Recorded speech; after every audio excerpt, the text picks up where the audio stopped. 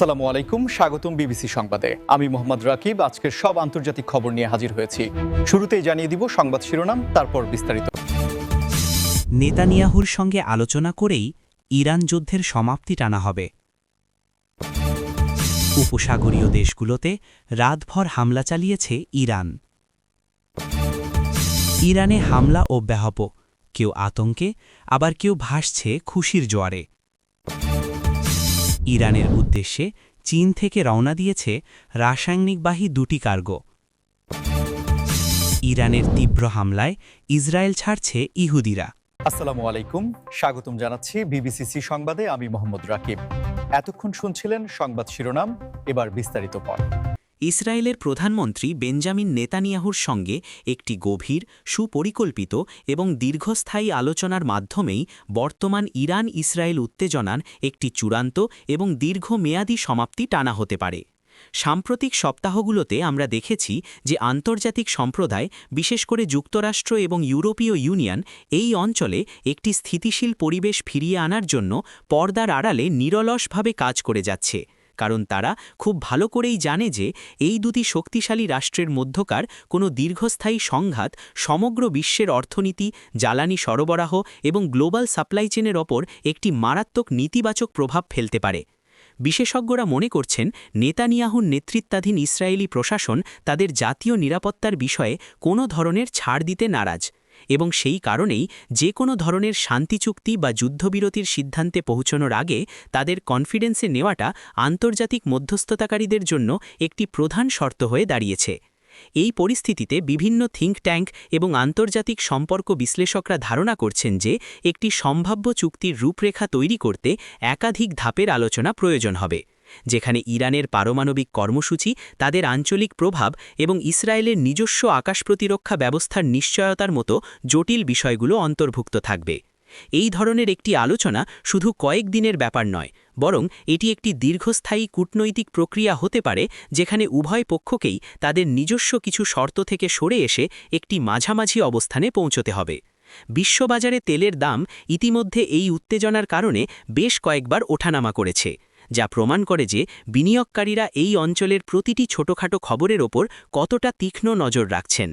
সাধারণ মানুষ থেকে শুরু করে বড় বড় আন্তর্জাতিক কর্পোরেশন সবাই এখন অপেক্ষা করছে এমন একটি ঘোষণার জন্য, যা এই অনিশ্চয়তার মেঘ কাটিয়ে একটি পরিষ্কার এবং নিরাপদ ভবিষ্যতের ইঙ্গিত দেবে।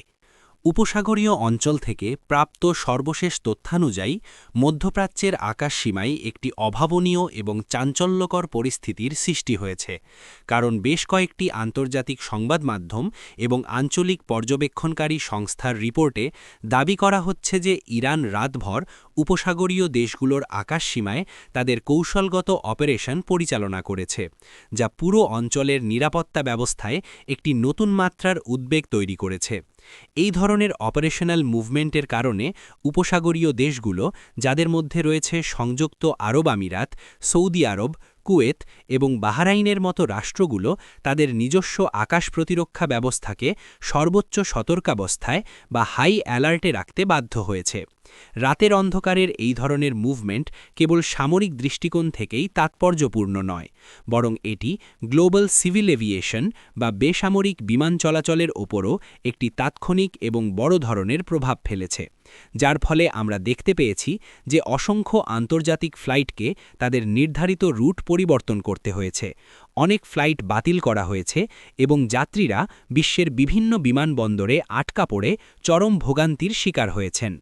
এই উপসাগরীয় অঞ্চলটি বিশ্ব বাণিজ্যের, বিশেষ করে জ্বালানি পরিবহনের একটি অন্যতম প্রধান ধমনী হিসেবে পরিচিত, এবং এই ধরনের অস্থিরতা আন্তর্জাতিক শিপিং কোম্পানিগুলোর মনেও গভীর শঙ্কার জন্ম দিয়েছে, কারণ হরমুজ প্রণালী দিয়ে প্রতিদিন বিশ্বের মোট উৎপাদিত তেলের একটি বিশাল অংশ পরিবাহিত হয়। অর্থনৈতিক বিশ্লেষকরা সতর্ক করে দিয়েছেন যে এই অঞ্চলে যদি নিরাপত্তা ঝুঁকি বাড়তে থাকে, তবে ইন্স্যুরেন্স কোম্পানিগুলো তাদের প্রিমিয়াম বহুগুণ বাড়িয়ে দেবে, যা চূড়ান্তভাবে বিশ্ববাজারে পণ্য এবং জ্বালানির মূল্যবৃদ্ধির কারণ হবে, এবং এর প্রভাব পড়বে আপনার আমার মতো সাধারণ মানুষের দৈনন্দিন জীবনের ব্যয়ের ওপর। স্থানীয় সংবাদ মাধ্যমগুলোর দিকে নজর রাখলে দেখা যায় যে উপসাগরীয় দেশগুলোর সরকার তাদের নাগরিকদের শান্ত থাকার এবং আতঙ্কিত না হওয়ার পরামর্শ দিচ্ছে। ইরানের অভ্যন্তরীণ পরিস্থিতির দিকে যদি আমরা একটু গভীরভাবে দৃষ্টিপাত করি, তবে সেখানে একটি অত্যন্ত অদ্ভুত এবং দ্বিধাবিভক্ত চিত্র আমাদের সামনে ফুটে ওঠে, যেখানে একদল মানুষ চলমান এই সামরিক উত্তেজনার কারণে চরম আতঙ্কের মধ্যে দিন পার করছে। আবার অন্যদিকে সমাজের একটি নির্দিষ্ট অংশ এই পরিস্থিতিকে তাদের জাতীয় শক্তিমত্তার প্রকাশ হিসেবে দেখে এক ধরনের উচ্ছ্বাস বা খুশির জোয়ারে ভাসছে। এই বিপরীতমুখী প্রতিক্রিয়ার পেছনের কারণগুলো বিশ্লেষণ করলে দেখা যায় যে যারা আতঙ্কিত তারা মূলত সাধারণ কর্মজীবী মানুষ, ব্যবসায়ী এবং পরিবারের উপার্জনক্ষম ব্যক্তি, যারা খুব ভালো করেই জানেন যে একটি দেশ যখন এ ধরনের সামরিক বা কৌশলগত দ্বন্দ্বে জড়িয়ে পড়ে তখন তার সবচেয়ে বড় এবং প্রথম ধাক্কাটা এসে লাগে দেশের অর্থনীতির ওপর। ইরানের অর্থনীতি এমনিতেই দীর্ঘদিনের আন্তর্জাতিক নিষেধাজ্ঞার কারণে বেশ নাজুক অবস্থার মধ্যে দিয়ে যাচ্ছে। মুদ্রাস্ফীতি আকাশছোঁয়া এবং স্থানীয় মুদ্রা রিয়ালের মান প্রতিনিয়তই কমছে, যার ফলে এই নতুন উত্তেজনার খবরে সাধারণ মানুষ সুপারমার্কেটগুলোতে ভিড় জমাচ্ছে, নিত্য প্রয়োজনীয় পণ্য মজুত করার চেষ্টা করছে এবং পেট্রোল পাম্পগুলোতে দীর্ঘ লাইনে দাঁড়িয়ে জ্বালানি সংগ্রহ করছে, কারণ তাদের মনে ভয় রয়েছে যে ভবিষ্যতে হয়তো সাপ্লাই চেইন পুরোপুরি ভেঙে পড়তে পারে। তবে মুদ্রার অন্য পিঠে আমরা দেখতে পাচ্ছি সম্পূর্ণ ভিন্ন একটি দৃশ্য, যেখানে রাষ্ট্রীয় গণমাধ্যমগুলো এবং সরকার সমর্থক গোষ্ঠীগুলো এই চলমান পরিস্থিতিকে তাদের সার্বভৌমত্ব রক্ষা এবং শত্রুদের বিরুদ্ধে একটি সফল প্রতিরোধ হিসেবে প্রচার করছে, যার ফলে কিছু মানুষ রাস্তায় নেমে উল্লাস প্রকাশ করছে, পতাকা ওড়াচ্ছে এবং জাতীয়তাবাদী স্লোগান দিচ্ছে। এই গোষ্ঠীটি মনে করে যে আন্তর্জাতিক চাপের মুখে মাথা নত না করে নিজেদের সামরিক সক্ষমতা প্রদর্শন করার মাধ্যমে ইরান পুরো মধ্যপ্রাচ্যে তাদের একটি শক্তিশালী অবস্থান নিশ্চিত করতে পেরেছে, যা তাদের জন্য অত্যন্ত গর্বের একটি বিষয়। আন্তর্জাতিক গোয়েন্দা সংস্থা এবং মেরিটাইম ট্র্যাকিং ওয়েবসাইটের মাধ্যমে সামনে এসেছে, যেখানে বলা হচ্ছে যে চীন থেকে অত্যন্ত সংবেদনশীল রাসায়নিক পদার্থবাহী দুটি বিশালাকার কার্গো জাহাজ ইরানের উদ্দেশ্যে রওনা দিয়েছে, যা পশ্চিমা দেশগুলোর মধ্যে নতুন করে গভীর সন্দেহের জন্ম দিয়েছে। বর্তমান বিশ্বের এই অস্থিতিশীল পরিস্থিতিতে একটি দেশের সাথে আরেকটি দেশের বাণিজ্য, বিশেষ করে যখন সেই দেশগুলোর নাম চীন এবং ইরান হয়, তখন সেটি সাধারণ কোনো ব্যবসায়িক লেনদেন হিসেবে দেখার সুযোগ থাকে না, কারণ এই দুটি দেশই বর্তমানে মার্কিন যুক্তরাষ্ট্র এবং তার মিত্রদের কড়া নজরদারিতে রয়েছে। যদিও আনুষ্ঠানিক কাগজপত্রে এবং শিপিং ম্যানিফেস্টে দাবি করা হচ্ছে যে এই কার্গো জাহাজগুলোতে থাকা রাসায়নিক পদার্থগুলো মূলত শিল্প কারখানা, কৃষিকাজ এবং ওষুধ শিল্পের মতো সম্পূর্ণ বেসামরিক এবং সাধারণ কাজে ব্যবহারের উদ্দেশ্যে আমদানি করা হচ্ছে, কিন্তু আন্তর্জাতিক বিশ্লেষকরা এবং নিরাপত্তা বিশেষজ্ঞরা মনে করছেন যে এই ধরনের অনেক রাসায়নিক পদার্থের ডুয়েল ইউজ বা দ্বৈত ব্যবহারের সম্ভাবনা রয়েছে, অর্থাৎ এগুলো দিয়ে যেমন সাধারণ পণ্য তৈরি করা যায়, তেমনি আবার এগুলোকে সামরিক বা কৌশলগত উদ্দেশ্য সাধনের কাজেও ব্যবহার করা সম্ভব।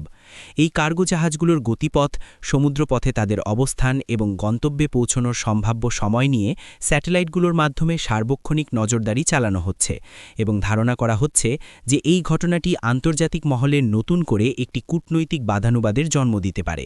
চীনের সাথে ইরানের অর্থনৈতিক সম্পর্ক গত কয়েক বছরে বেশ মজবুত হয়েছে, বিশেষ করে যখন পশ্চিমা বিশ্ব ইরানের ওপর কঠোর অর্থনৈতিক নিষেধাজ্ঞা আরোপ করেছে, তখন চীন তাদের অন্যতম প্রধান ব্যবসায়িক অংশীদার হিসেবে আবির্ভূত হয়েছে, যা বিশ্ব রাজনীতির মেরুকরণকে আরও স্পষ্ট করে তুলেছে।